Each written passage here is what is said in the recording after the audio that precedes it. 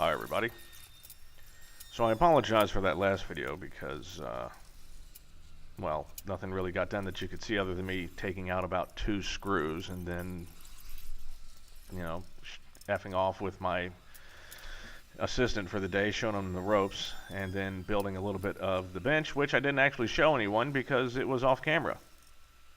And I apologize for that. This one's going to be a little bit of a long video because we got a lot done this day. So I'm off doing maintenance duty for the planes. I'm actually on phone calls dealing with some data plate issues, which I ranted about a few videos ago. So I've left Mark here to go ahead and take the bolts and nuts off of the spar.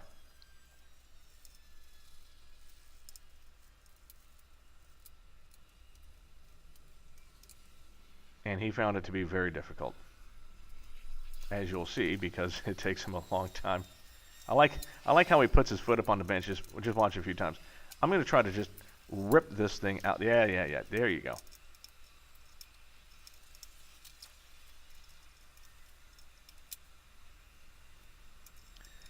When I got back, I showed him. I was like, look, these bolts are really stuck, because some of them go through a lot of aluminum. If you put your socket on the bolt and you start to unthread it, and then you push from the backside, like with a hard surface, like a bucking bar or something, it will basically just unnaturally, it will just unthread itself through the hole. But he didn't know that, so he was just grabbing them with pliers and trying to rip them out.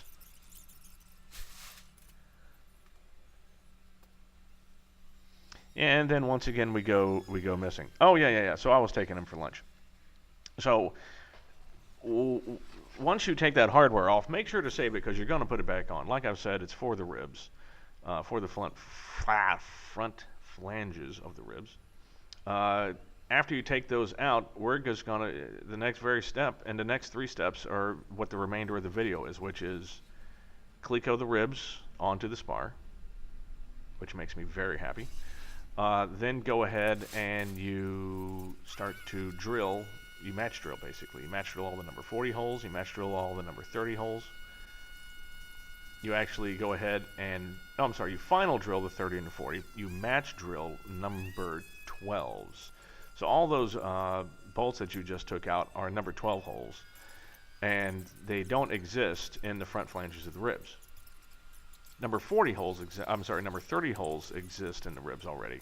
But what you need to do is match drill the number 12s in the spar into the front flanges of the ribs. And see, now that that extension's been taken care of on the work table, now the wing basically fits across one whole bench, and that makes me very happy. So fitting the ribs on is pretty simple. Since I'd already numbered them, I knew exactly in what order they were all supposed to go in. Couple notes about fitting these things in. So the very front flanges in the ribs, those are the ones, most of them are the ones that have 2 holes, number 40 holes. Those are the ones that you don't dimple. And fitting them into the flange of the spar assembly can be difficult. You have to push pretty damn hard sometimes. It feels like you're basically having to fold the flange in just so that they'll fit and squeeze it. And they all do eventually go in.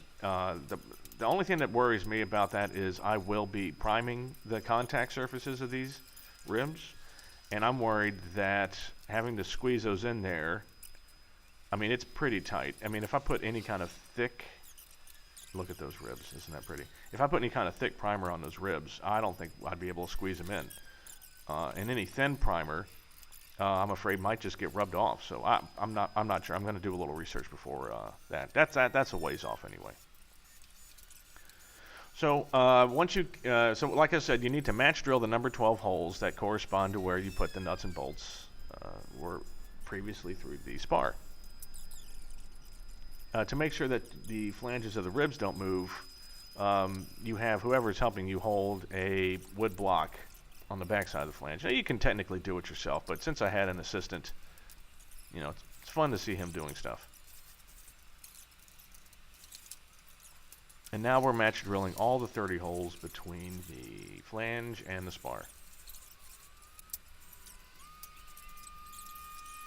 So I was introducing him here to the magic that is clecoing.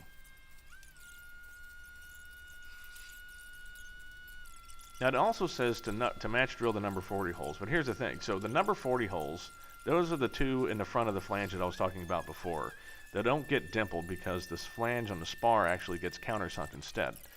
However, you final drill these number 40 holes in the ribs already. And you also final drill the 40 holes in the spar. So when the holes line up, you can go ahead and you can try to final drill them again, but the drill just goes right through because they both have been final drilled. And then once, this was so cruel, it's so cruel of Vans. Once you do all that work and you get the ribs on and it looks so pretty and you take pictures, and you do the final drilling, and then you know what? You take it all off. And then it says to deburr all the holes. So while my friend Mark here has already become accustomed to clecoing, I thought now is a good time to teach him about deburring.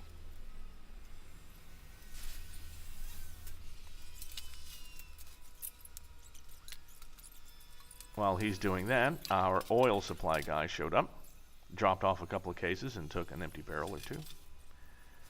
If you are the maintenance officer for a flight club, or you are in any way in possession of one or more planes, you might want to look into just ordering a barrel of 100 weight plus aeroshell.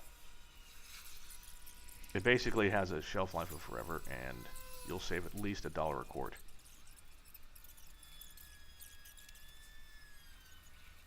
Plus, the price of oil fluctuates. You get a good price. Now, I think we paid $1,200 for our barrel. Let's see, what is that? Let's see if I can do the math here. Yeah, so that's $21 a gallon for 100 weight plus. Of course, this is California. Your mileage may vary.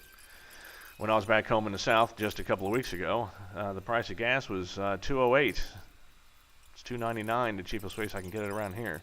So yeah, you might be able to find it cheaper, but I would highly recommend the big barrel. Anyway, so I've got him now not only deburring all the holes, I've got him deburring every single hole in the spar flanges. He's like, is that part of the instructions? Mm-hmm.